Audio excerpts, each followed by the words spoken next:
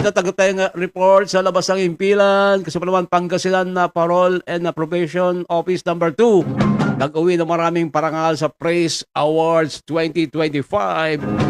Ano itong balita ni Jude Briones? DZNU Radio.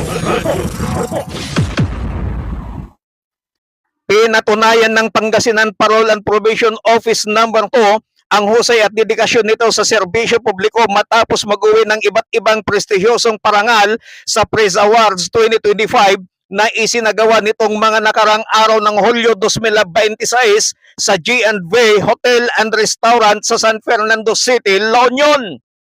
Nangunang naturang tanggapan sa office category matapos tanghaling Best Field Office habang nasungkit din ito ang second place Best in Social Marketing, third place Best in Resource Mobilization at third place Best in Volunteer Probation Assistant Program Implementation.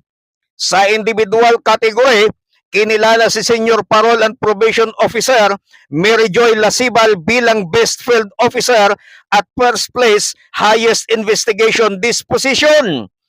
Pinarangalan din si Administrative Aid 4 Maria Teresa Noriega bilang Best Field Office Clerk habang si Senior Parole and Probation Officer in charge Rondalia Puquez ay nagkamit ng second place Highest Investigation Disposition.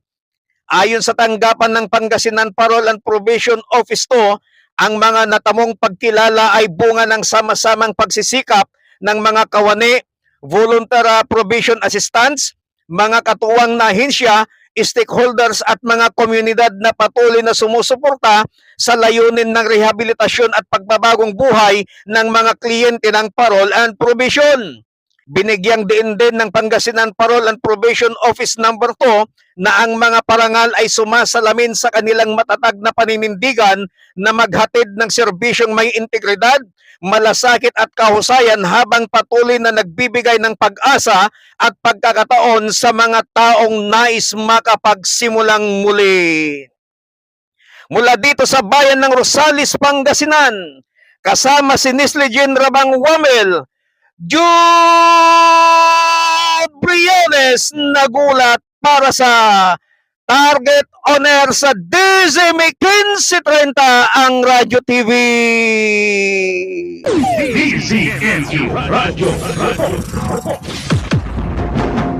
Maraming salamat kay Jude Briones.